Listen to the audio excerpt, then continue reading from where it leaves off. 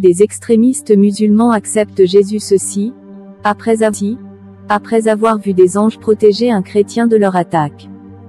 Des extrémistes disposés à tuer un ex-musulman avaient vu des anges autour du chrétien au moment où ils allaient l'attaquer. Bilal, non changé par sécurité, était un musulman fanatique et un membre actif de la mosquée locale d'un pays du Moyen-Orient. À l'université, il avait rencontré un chrétien qui lui donna un traité sur l'évangile qu'il lut, sans toutefois y croire. Après quelques jours, Bilal témoigne que Jésus lui apparut dans un rêve, et lui dit: « Je suis l'alpha et l'oméga, le commencement et la fin. Je suis mort sur la croix et je suis ressuscité des morts pour donner à tout la vie éternelle. Ceux qui croient en moi auront une place avec moi au ciel. Suis-moi sans hésitation. » Apocalypse 22h. Selon la publication du ministère Bible for Maïdiste. Après ce rêve, Bilal chercha la brochure qui lui avait été donnée et entra en contact avec des correspondants par le biais du numéro imprimé sur le matériel. Un pasteur du ministère l'avait assisté et partagé le message de l'évangile avec lui. Peu de temps après, il donna sa vie à Jésus en le reconnaissant comme Seigneur et Sauveur, avant d'être baptisé. Fort d'une solide formation académique et d'une grande connaissance de l'islam, Bilal jouissait d'un grand respect de sa communauté. Mais après avoir embrassé le message de l'évangile, ses parents, ses proches et les dirigeants de la mosquée ont désespérément voulu qu'il revienne à l'islam, ce qu'il a courageusement refusé en maintenant ferme dans sa nouvelle foi chrétienne.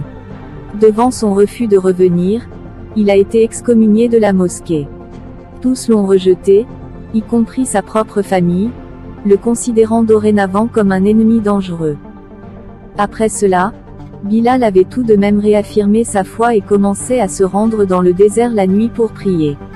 S'agenouillant sur le sable, seul devant son Seigneur, et pendant près de 2 heures il priait et adorait Dieu. Radicaux, sous la direction de Sulfyker, son propre cousin, avait alors planifié sa mise à mort.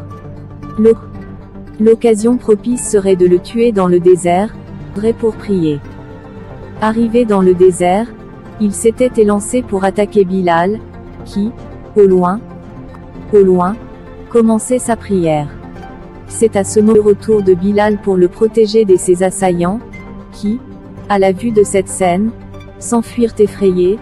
Alors qu'il s'enfuyait aussi, le cousin tomba dans un puits profond, paralysé par plusieurs fractures des os des mains et des jambes.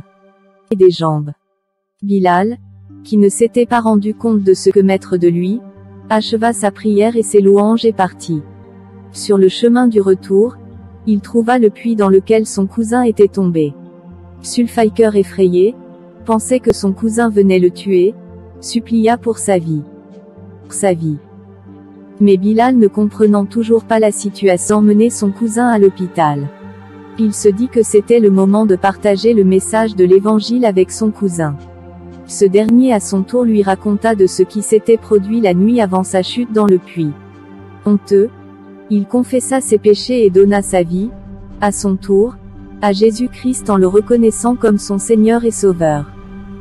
Les amis de Sulfyker ainsi que ses compagnons d'attaque, ont aussi donné leur vie au Christ, après avoir entendu de lui ce qu'il avait vécu dans le désert. Tous ont été chassés de leur mosquée et ont fait l'objet de sévères persécutions. À présent, ils participent secrètement à des cultes dans une église clandestine de la région en partageant l'évangile avec d'autres musulmans. Source: Acontecer Christian.